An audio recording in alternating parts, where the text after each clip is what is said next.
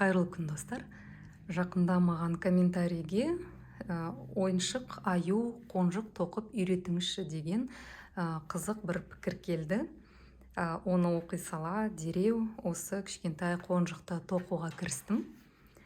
Видеода әрбір бөлшекті қалай тоқу керектігін мұқият асықпай көрсетіп шыққан болатынмын. Сол себепті тоқуды енді үйреніп бастаған адамда тоқи алады деп сенемін. Егерде сіздерде осындай ойыншық қонжық аю тоқып үйренгіңіз келсе, онда менімен бірге тоқуға сіздерді шақырамын. Ендеше бастайық. 21 қатар. 21 қатарда енді 5 қарапайым баған тоқимыз. 1, 2, 3, 4 және 5. Енді қысқарту жасаймыз. 2 қабырғаны іле отырып, неге? Осылай тағы да 5 рет, барлығы 6 рапорт болуы керек. Қайталап қатардың соңында кездесеміз. Келесі 22 қатар, мұнда еш өзгеріссіз 36 бағанды толықтай тоқып шығамыз. Келесі 23 қатарда біз 4 қарапайым баған және қысқарту жасаймыз. 2, 3 және 4. Мұнда қысқарту жасаймыз. Осы рапортты қатардың соңына дейін тағы да 5 рет қайталап шығамыз. 24 қатар өзгеріссіз, барлығы 30 баған тоқимыз. Келесі 25 қатар. 25 қатар бізде 3 қарапайым бағаннан басталады. 2, 3 және қысқарту. Осы рапортты қатар соңына дейін тағы да қосымша 5 рет қайталап шығамыз. Келесі 24 қатар. 24 қатарда барлығын өзгеріссіз, қосымшасыз 24 баған тоқып шығамыз. Келесі 27 қатарда біз қолдарын қосуымыз керек. Қолдарын шамамен осылай қарап отырып қосамын мен енді. Неге? Аяқтың үстіндегі белгіге дейін тоқып алайық.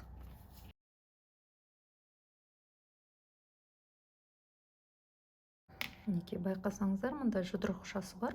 Жұдырығын сол ішіне қаратып, осылай бекітеміз. Былайынан 2 қабырғасын ала отырып, келесі бағанға тоқимыз. 1, келесі баған, 2,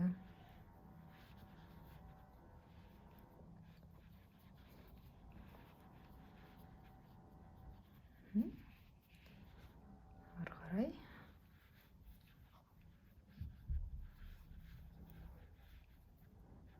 Мынау жіпті де аяғын бекіткен сияқты кейін қазір бекітіп аламыз. Оған тоқталмай қояйын.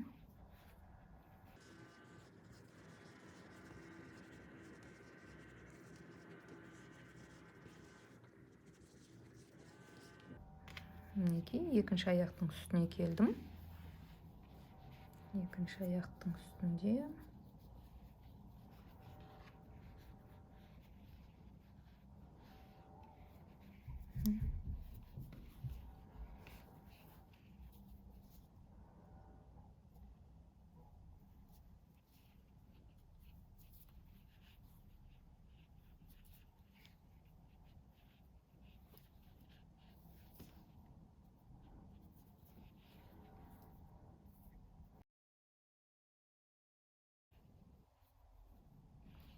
Бір және екінші қабырға.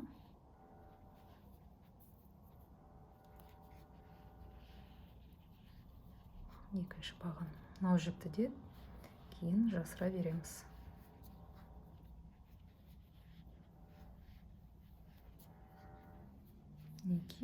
Келесі қатар бізде 28 қатар болады. Ол жерде ешқандай қоспасыз барлығын тоқып шығамыз. 28 қатардың соңында кездесеміз. Ендігі кезекте басын бастаймыз. Ол үшін әдеттегідей амигуруми сақинасын тоқимыз. мінекей осылай орап алып,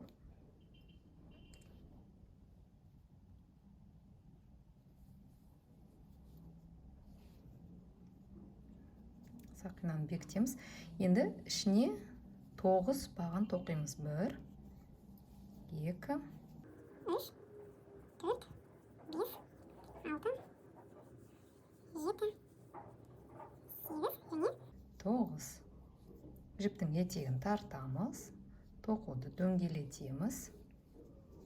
Мінекей бірінші қатарымыз аяқталды. Енді екінші қатарды бастаймыз. Екінші қатарда қос бағаннан бастаймыз. Мінекей 1, белгімізді ұмытпаймыз. Және дәл осы нүктеге екінші баған тоқимын. 2, екінші қосарлы баған 1, 2. Осылайша әр 9 бағанды қосарлы бағанмен тоқып шығыңыздар. Келесі үшінші қатар. Үшінші қатарды мен қосарлы бағаннан бастаймын. Етегін алып тастаймыз, соңында қиып тастасақ болады. Дәл осы нүктеге қайтадан екінші қосарлы бағаным. Енді жай қарапайым 2 баған. 1, 2.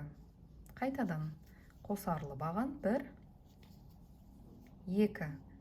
Және 2 қарапайым баған. 1, 2.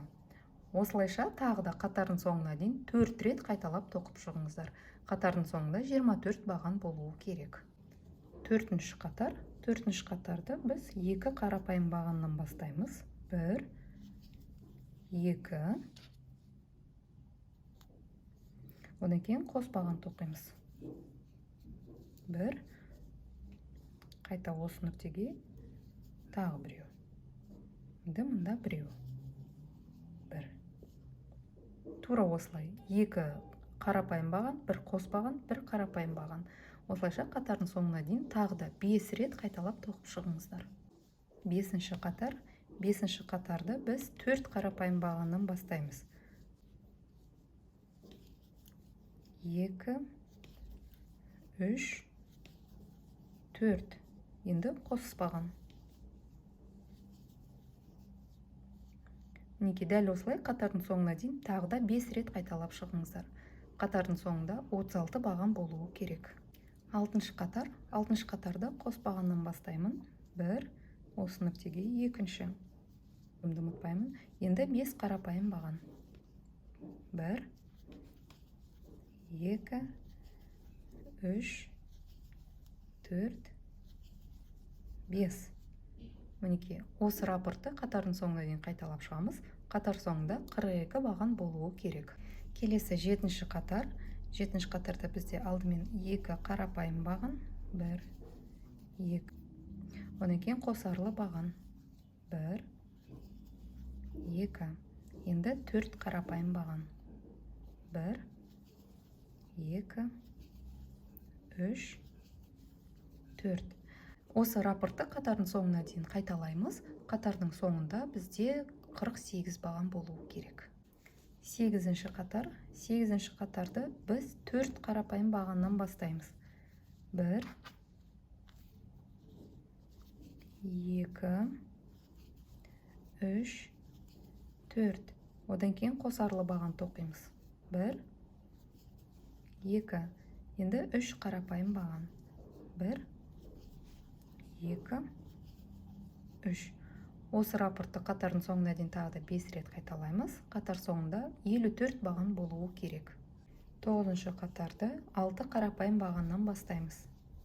1, 2, 3, 4, 5. 6. Мінекей қосарлы баған біткеннен кейінгі бағанға қосарлы тоқимыз. 1 және екінші. Енді тағы да 2 баған. 1, 2. Тура осы рапортты қатардың соңына дейін тағы да 5 рет қайталаймыз. Қатардың соңында 60 баған болуы керек. 10-шы қатар. 10-шы қатарда мен қосарлы баған тоқымаймын. Бастың өте үлкен болғанын қаламаймын. Осы өлшем маған келетін сияқты.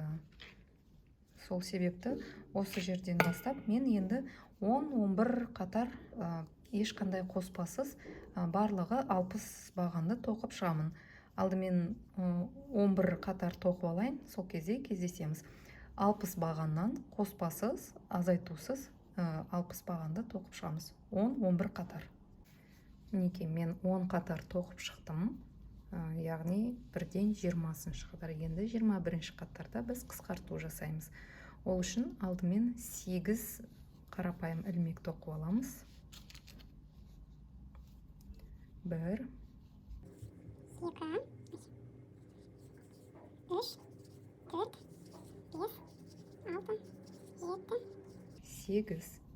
Енді қысқарту жасаймыз. Қысқартуда әдеттегідей бізге жақын тұрған қабырғасын іле отырып, 2 бағанды осылай 1 баған етіп тоқимыз. Тура осылай 6 рет қайталап шығамыз. Қатардың соңында бізде 54 баған болуы керек. 22-ші қатар. 22-ші қатарда біз 7 қарапайым баған және қысқарту жасаймыз. 1, 2, 3, 4, 5, 6. 7. Енді қысқарту жасаймыз.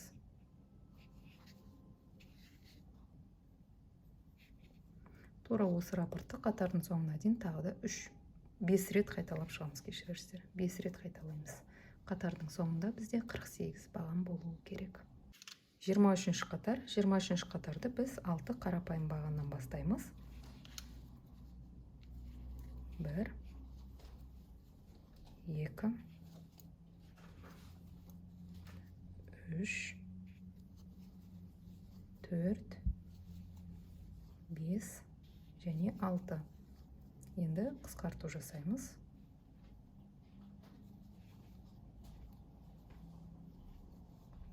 Осы рапортты қатардың соңына дейін тағы да 5 рет қайталап тоқып шығамыз. Қатардың соңында бізде барлығы 42 баған болуы керек. 24-ші қатар. 24-ші қатарда біз 5 қарапайым бағаннан бастаймыз. 1, 2,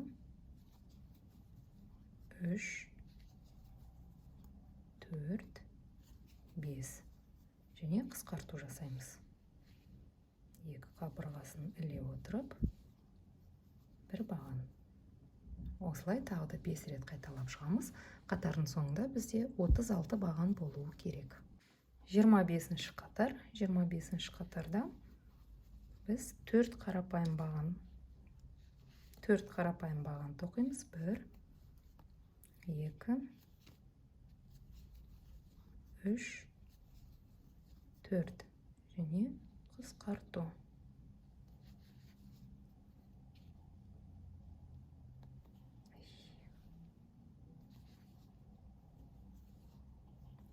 Осы рапортты тағы да қосымша 5 рет қайталап шығамыз. Қатардың соңында бізде барлығы 30 баған болуы керек. Соңғы 26-ші қатар. 26-ші қатарды біз 3 қарапайым баған және қысқартудан тұрады. 1, 2 және 3. Енді 1 қысқарту жасаймыз.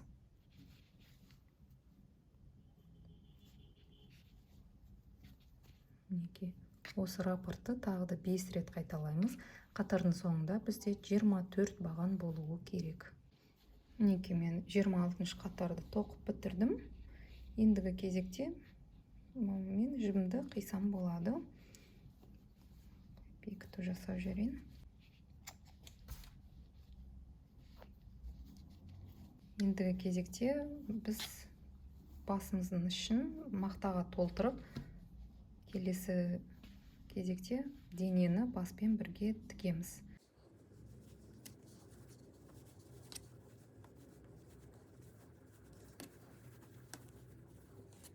Мінекей, ендігі кезекте мен басымен денесін мақтаға толтырып алдым. Денені тоқыған кезде біз үзоң етіп жіп қалдырған болатынбыз. Осы жіпті енді басымен бірге қосып тігеміз. Бізде мұнда да 24 баған, мұнда да 24 баған. Әр бағанды бір-біріне қосып тігеміз. Мінекей, бізде жібіміздің аяқталған жері мынау баған болатын. Осы бағанға дейінгі міне мынау бағаннан бастайық. Бізде қатардың соңы артында немесе жанында қалып кетсін. Сол себепті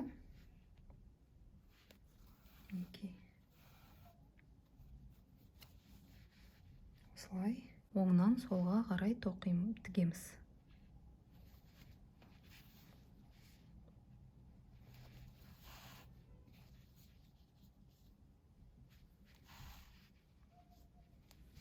Асықпай әр бағанның төбесін іле отырып айналдыра тігіп шығамыз.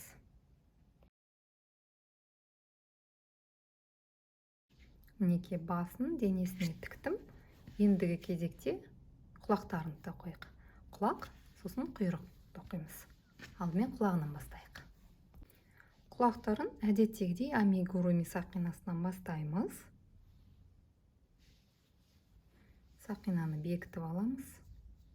Және 6 қарапайым баған тоқимыз. 1, 2, 3, 4, 5 және 6. Тоқуды тартамыз. Екінші қатарға көшеміз. Мұнда қос баған тоқимыз біріншісіне. 1, 2. Келесіге де қос баған тоқимыз. Осылай 6 қос баған тоқып шығамыз. Келесі екінші қатар. Екінші қатарды да 2 қос бағаннан бастаймыз. 1, 2. Енді 1. Тағы да қос баған. 1, 2 және 1. Осылай қатардың соңына дейін тағы да 4 рет қайталап шығамыз. Мінекей үшінші қатарды аяқтадық. Енді бізде 4, 5, 6, 7.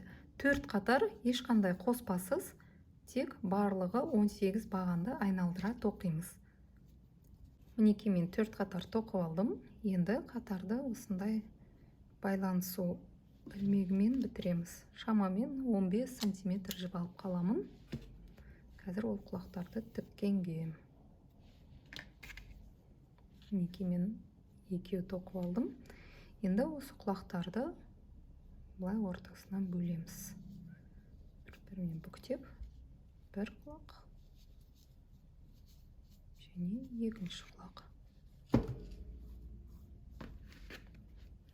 Аюымызды алып, мынау жерге осылай тігіп аламыз. Төбесінен қарағанда шамамен 1, 2, 3, 4-ші қатардан бастап 1, 2, 3, 4. Мінекей осылай бір-біріне симметриялы түрде иненің көмегімен тігіп аламын. Ендігі кезде құйрығын тоқимыз. Әдеттегідей амигуруми сақинасы. Оның ішіне 6 қарапайым баған тоқимыз. 1, 2, 3, 4, 5 және 6.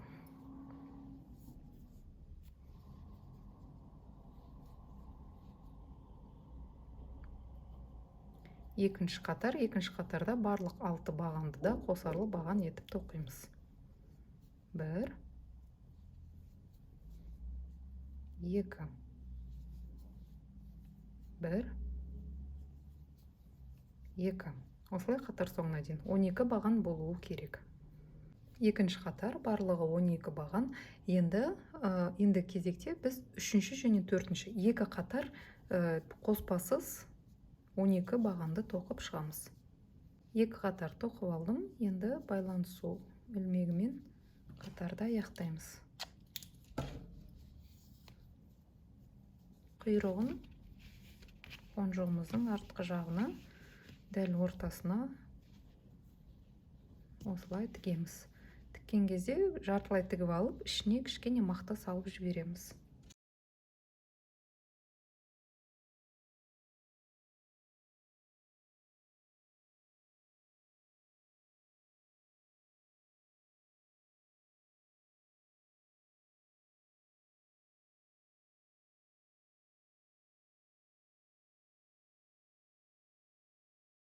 Ендігі кезекте тұмсығын тоқимыз.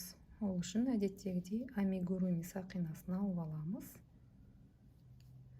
Сақинаны бекітеміз. Ішіне 6 баған тоқимыз. 1, 2, 3, 4, 5, және 6.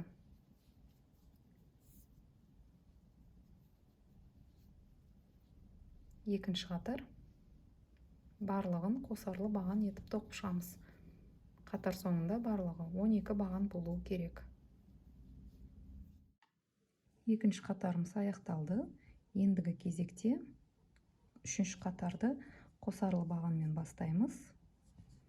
1 және 2. Белгілеп қоямын. Одан кейінгі 3 бағанға қарапайым бағандардан тоқимыз. Бірінші қарапайым баған, екінші қарапайым баған және үшінші қарапайым баған. Одан кейінгі 3 бағанға қосарлы бағандарды оқимыз. Бірінші қосарлы баған, екінші қосарлы баған және үшінші қосарлы баған. Келесі 3 бағанға қарапайым баған тоқимыз. 1, 2, 3. Одан кейінгі 2 бағанға қосарлы баған тоқимыз. Бірінші қосарлы баған және екінші қосарлы баған.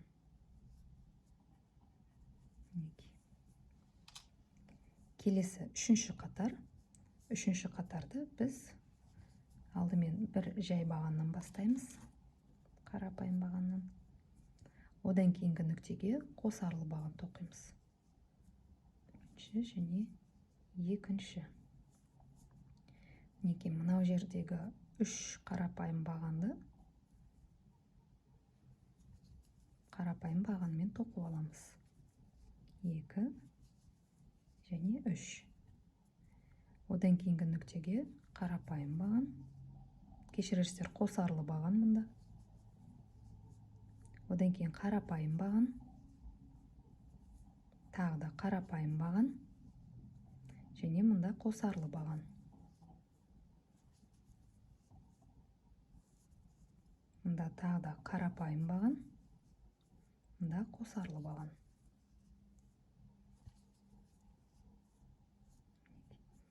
Мұнда 3 алдыңғы қатардағы 3 қарапайым баған үстіне 3 қарапайым баған тоқимыз. Бірақ, мінекей біріншісін тоқып алдым, екіншісін тоқымаймыз. Оның орнына былай бір бос ілмек аламыз және мінекей үшіншісіне тоқимыз.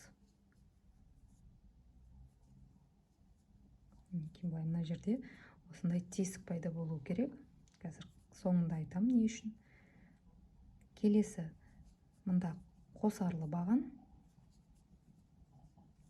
2 қарапайым баған, 1 және 2. Және қатарды қосарлы бағанмен аяқтаймыз. Бірінші және екінші.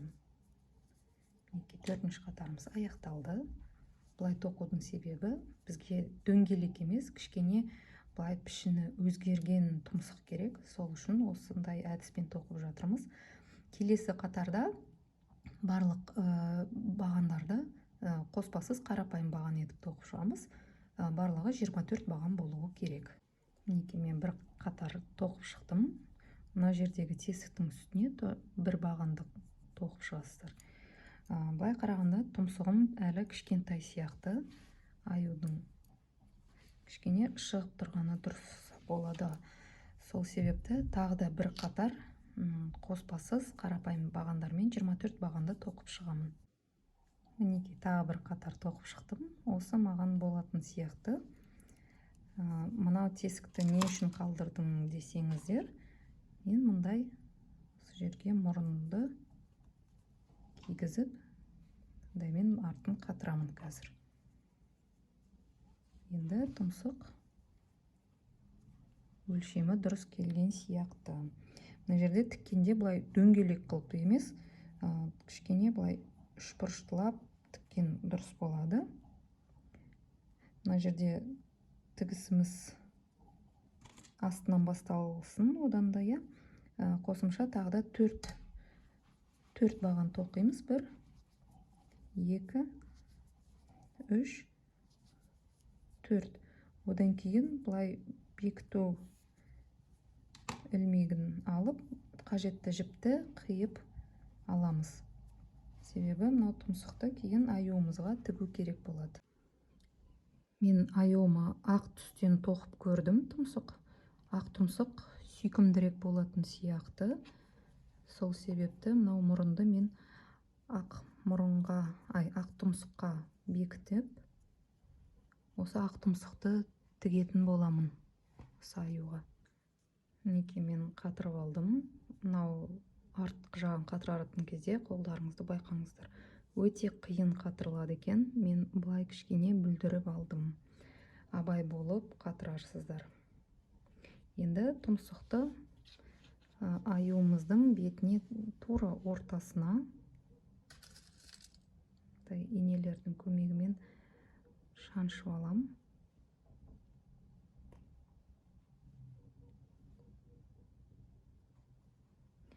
Бұны тура домалақ қылып емес, кішкене былай төменгі жағын кішкене үшбұрыштап, жоғарғы жағы тартып,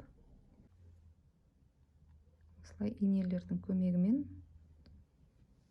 тіреп аламын. Осылай алдын ала дайындап алсаңыздар, өздеріңізге оңай болады. Мінекей осылай қойып аламыз.